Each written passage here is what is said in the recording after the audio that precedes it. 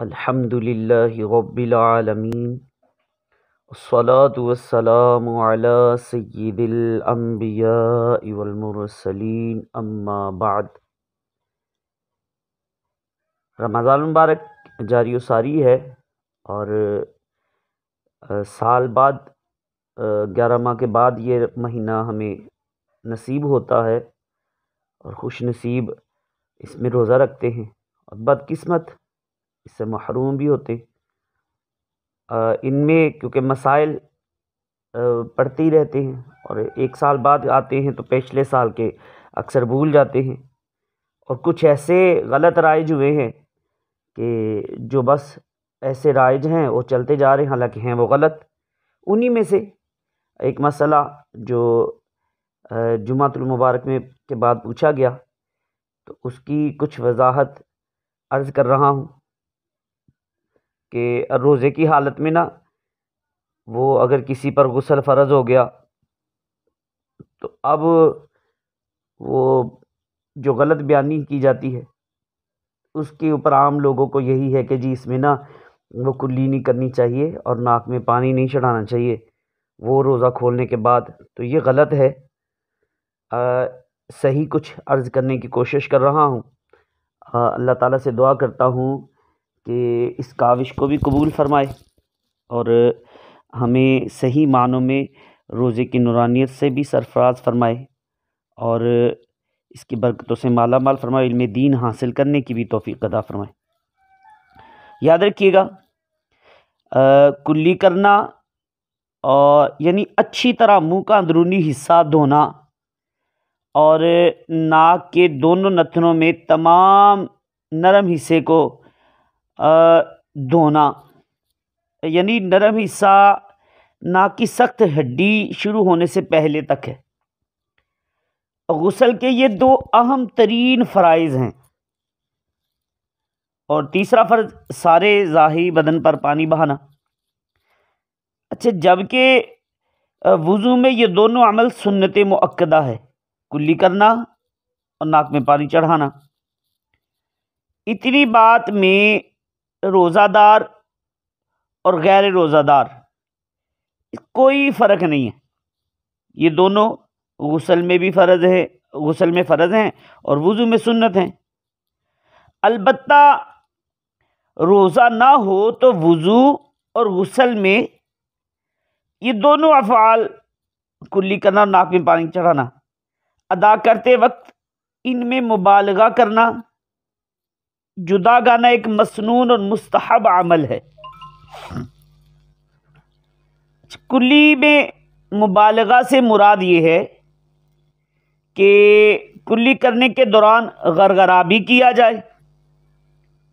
یعنی حلق کی جڑ تک پانی پہنچایا جائے اور پہنچا کر اسے خوب اچھی طرح ہلایا جائے، اور ناک میں پانی چڑھانے میں مبالغے سے مراد یہ ہے کہ پانی کو سانس کے ذریعے کھینچ کر ناک کے نرم حصے سے آگے ناک کی جڑ تک پہنچایا جائے۔ اچھا، لیکن جب کہ روزہ دار کے لیے وضو اور غسل کے دوران کلی کرنے اور ناک میں پانی چڑھانے کے وقت یہ دونوں طریقے جو بیان کیے، ناک میں پانی چڑھانا اور غرغرہ کرنا، یہ مبالغہ کرنا یہ مکروہ ہے کہ حدیث پاک میں مبالغہ کرنے کے حکم میں روزے دار کا استثناء کیا گیا ہے۔ نیز ان میں ذرا سی بے احتیاطی ہونے سے روزہ ٹوٹ سکتا ہے، یعنی روزہ دار کلی کرتے وقت غرغرہ نہ کرے کہ ممکن ہے حلق سے پانی نیچے اتر جائے۔ اگر ایسا ہوا تو روزہ ٹوٹ جائے گا۔ اسی طرح پانی کو سونگھ کر ناک کی جڑ تک نہ پہنچائے کہ ذرا سی بے احتیاطی سے دماغ تک پانی پہنچ گیا تو اس سے بھی روزہ ٹوٹ جائے گا۔ تنویر الابصار اور در مختار میں ہے کہ غسل کے فرائض یہ ہیں کہ پورا منہ اندر سے دھویا جائے اور ناک کو یہاں تک کہ اس میں جمی ہوئی ریڑھ کے نیچے تک حصے کو دھویا جائے اور باقی سب بدن کو دھویا جائے۔ اور مرقات الفلاح شرح نود الاغا میں ہے کہ کلی کرنے میں مبالغہ یعنی حلق کی جڑ تک پانی پہنچانا اور ناک میں پانی چڑھانے میں مبالغہ یعنی ناک کے نرم گوشے کے سے اوپر تک پانی پہنچانا اس شخص کے لیے سنت ہے جو روزے سے نہ ہو، جبکہ روزہ دار ان دونوں چیزوں میں روزہ ٹوٹنے کے خطرہ کے پیش نظر مبالغہ نہیں کرے گا، اس لیے کہ نبی پاک صلی اللہ علیہ وسلم نے ارشاد فرمایا کہ کلی کرنے اور ناک میں پانی چڑھانے میں مبالغہ کرو، مگر یہ کہ روزے سے ہو تو مبالغہ نہ کرو۔ اس کے تحت علامہ سید احمد طحطاوی رحمۃ اللہ تعالی علیہ فرماتے ہیں کلی کرنے اور ناک میں پانی چڑھانے میں مبالغہ کرنا یہ متعمدن قول کے مطابق وضو اور غسل دونوں میں سنت ہے۔ اور سیدی اعلیٰ حضرت امام اہل سنت مولانا شاہ امام احمد رضا خان رحمۃ اللہ تعالی علیہ فتاوی رضویہ شریف میں ارشاد فرماتے ہیں کہ ناک کے دونوں نتنوں میں جہاں تک نرم جگہ ہے یعنی سخت ہڈی کے شروع تک دھلنا غسل میں فرض ہے، اور یہ یوں ہی ہو سکے گا کہ پانی لے کر سونگے اور اوپر کو چڑھائے کہ وہاں تک پہنچ جائے۔ لوگ اس کا بالکل خیال نہیں کرتے، اوپر ہی اوپر پانی ڈالتے ہیں کہ ناک کے سرے کو چھو کر گر جاتا ہے، ناک کی نوک کو لگا گر گیا۔ اور بانسے میں جتنی جگہ نرم ہے اس سب کو دھونا تو بڑی بات ہے، ظاہر ہے کہ پانی کا بالطبع میل نیچے کو ہے اور اوپر چڑھے گا، پانی تو نیچے ہی آتا ہے اور اوپر بے چڑھائے ہرگز نہ چڑھے گا۔ آپ فرماتے افسوس کہ عوام تو عوام، بعض پڑھے لکھے بھی اس بلا میں گرفتار ہے، کاش استنشاق کے لغوی معنی ہی پر نظر کرتے تو اس سے آفت میں نہ پڑتے۔ آپ فرماتے استنشاق یعنی سانس کے ذریعے کوئی چیز ناک کے اندر چڑھانا، نہ کہ ناک کے کنارے کو چھو جانا۔ وضو میں تو خیر اس کے ترک کی عادت ڈالنے سے سنت چھوڑنے ہی کا گناہ ہوگا، اور دونوں وضو میں یعنی غسل کا وضو ہو یا وضو دوسرا، دونوں جگہ پہ وضو میں سنت مؤکدہ ہے،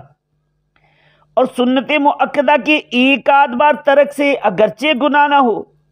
عتاب ہی کا استحقاق ہو، مگر بار بار ترک سے بلا شبہ گناہ گار ہوتا ہے۔ آپ فرماتے تاہم وضو ہو جاتا ہے اور غسل تو ہرگز اترے ہی گا نہیں جب تک سارا منہ حلق کی حد تک اور سارا نرم بانسا سخت ہڈی کے کنارے تک پورا نہ دھل جائے۔ یہاں تک کہ علماء فرماتے ہیں کہ اگر ناک کے اندر کثافت جمی ہو تو لازم ہے کہ پہلے اسے صاف کر لے، ورنہ اس کے نیچے پانی نے عبور نہ کیا تو غسل نہ ہوگا، اور اس احتیاط سے بھی روزہ دار کو مفر نہیں۔ ہاں، اس سے اوپر تک اسے نہ چاہیے کہ کہیں پانی دماغ کو نہ چڑھ جائے، اور غیر روزہ دار کے لیے یہ بھی سنت ہے کہ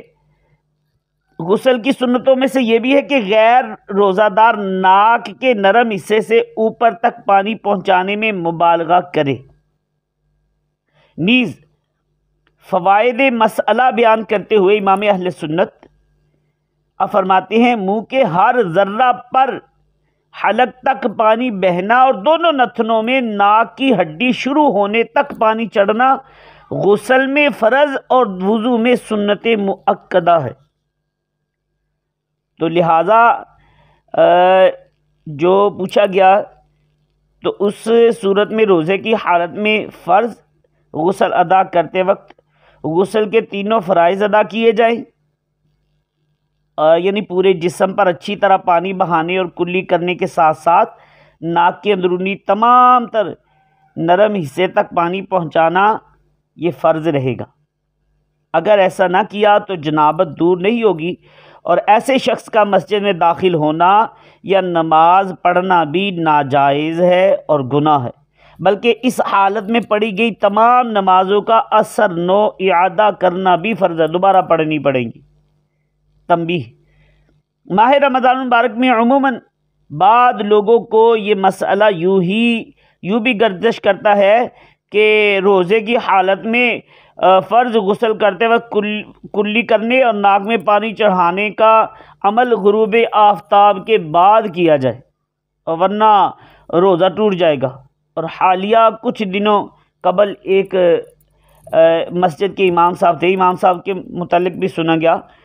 کہ انہوں نے اپنے مقتدیوں کو یہ مسئلہ بیان کیا کہ روزے کی حالت میں غسل فرض ہو جائے تو بغیر ناک کی نرم ہڈی تک پانی چڑھائے غسل ہو جائے گا معاذ اللہ، اور مقتدیوں کی جانب سے کئی بار وضاحت لینے کے بعد بھی وہ یہی کہتے رہے کہ روزے دار کے لیے فرض غسل میں ناک میں پانی چڑھانا ضروری نہیں۔ علمان الحفیظ۔ تو یاد رکھیے دونوں باتیں دینی درست تعلیم سے ناواقفیت اور جہالت کی دلیل ہے۔ ان غلط مسائل بیان کرنے کا نتیجہ یہ نکلے گا کہ عوام ان سے کہے کے مطابق فرض غسل ادا کریں گے اور نماز پڑھ کر مطمئن ہو جائیں گے کہ روزے بھی محفوظ رہے اور نمازیں بھی ادا ہو گئیں معاذ اللہ، جبکہ فرض غسل ادا نہ ہونے کے باعث نمازیں اصلاً ہوں گی نہیں بلکہ ذمہ پر باقی رہیں گی۔ یاد رہے کہ اپنے حسب حال دینی ضروری مسائل اور احکام کا سیکھنا ہر خاص اور عام مسلمان پر فرض ہے۔ عام عوام کے مقابل مذہبی طبقے اور بالخصوص مساجد کے ائمہ کرام پر ان ضروری مسائل سے درست آگہی کی ذمہ داری کا بوجھ مزید بڑھ جاتا ہے، کیونکہ عام مسلمان اپنے روزمرہ کے دینی ضروری مسائل کبھی کبھار مذہبی طبقے سے وابستہ افراد اور ائمہ مساجد سے پوچھ لیتے ہیں اور ان کے بتائے ہوئے جو جواب کے مطابق عمل پیرا بھی ہو جاتے ہیں۔ یاد رہے اگر اپنی اٹکل سے مسئلہ غلط بتایا جائے تو اس کا وبال بہت سخت ہوگا کہ غلط مسئلے کے مطابق لوگ عمل کرتے رہیں گے تو اس پر جہاں وہ خود گناہگار ہوں گے وہیں اپنی اٹکل سے غلط رہنمائی کرنے والے ائمہ مساجد بھی گناہگار ٹھہریں گے۔ اور حدیث پاک میں ہے اس فعل کی سختی سے مذمت بیان کی گئی ہے۔ چنانچہ سیدنا ابو ہریرہ رضی اللہ تعالی عنہ سے مروی ہے، حدیث پاک ابو داؤد شریف کے حوالے سے مشکات المصابیح میں ہے کہ رسول پاک صلی اللہ علیہ وسلم نے ارشاد فرمایا جس کو بغیر علم کے فتویٰ دیا گیا تو اس کا گناہ اس پر ہے جس نے فتویٰ دیا۔ مشکات المصابیح صفحہ نمبر 35 مطبوعہ کراچی۔ اور جامع صغیر میں ہے مولا علی کرم اللہ تعالی وجہہ الکریم سے مروی ہے کہ جس نے بغیر علم کے فتویٰ دیا اس پر آسمان اور زمین کے فرشتوں کی لعنت ہے۔ جامع صغیر جلد نمبر 6 صفحہ نمبر 101 بیروت۔ تو اس لیے جو افراد اپنی نادانی اور شرعی احکام سے ناواقفیت کی بنا پر اٹکل سے عوام کو یہ غلط مسائل بتاتے آ رہے ہیں کہ روزہ کی حالت میں فرض غسل کرتے وقت کلی اور ناک میں پانی چڑھانے کا عمل غروب آفتاب کے بعد کیا جائے ورنہ روزہ ٹوٹ جائے گا، اور روزہ دار کے لیے فرض غسل میں ناک میں پانی چڑھانا ضروری نہیں، ان پر لازم ہے کہ وہ اپنے ان غلط مسائل بیان کرنے سے توبہ کرے اور عوام کو درست مسئلے سے آگاہی کرے اور کسی مستند سنی صحیح العقیدہ عالم دین اور مفتی صاحب سے علم دین حاصل کرے، اور جب تک علم دین اچھی طرح حاصل نہ کر لیں شرعی مسائل ہرگز بیان نہ کریں۔ تو اللہ تعالیٰ سے دعا کرتا ہوں کہ جو آج ہم نے سنا ہے اس کو بھی یاد رکھ کر عمل کر کے دوسروں تک پہنچانے کی توفیق عطا فرمائے۔ آمین بجاہ النبی الامین صلی اللہ تعالی علیہ وآلہ وسلم۔